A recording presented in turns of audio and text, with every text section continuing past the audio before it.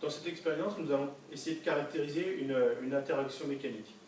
Cette interaction mécanique étudiée sera celle exercée par ma main sur le chariot. Donc l'objet qui agit, c'est ma main, l'objet qui subit, c'est le chariot. Alors c'est une interaction de contact, parce qu'on vient de voir qu'il existait deux types d'interactions, les interactions de contact et les interactions à distance. Donc première expérience, l'expérience de référence, c'est je pousse le chariot. Donc première expérience, premier paramètre modifié. Je remontre le mouvement de référence. Et maintenant je change quelque chose.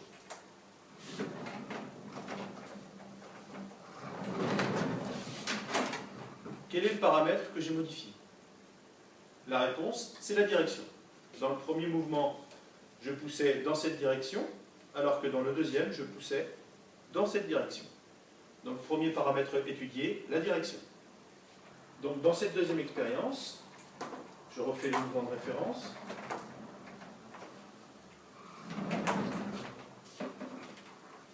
Et je modifie à nouveau un paramètre.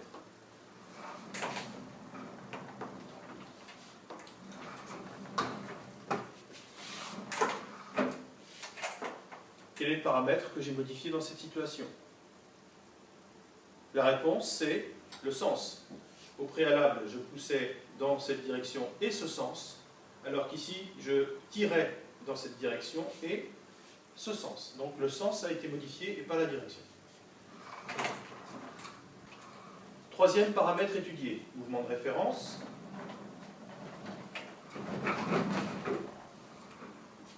Deuxième mouvement.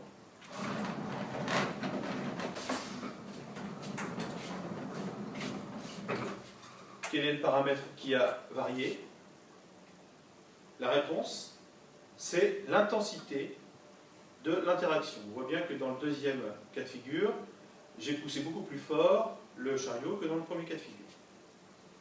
Et dernier paramètre étudié, donc mouvement de référence.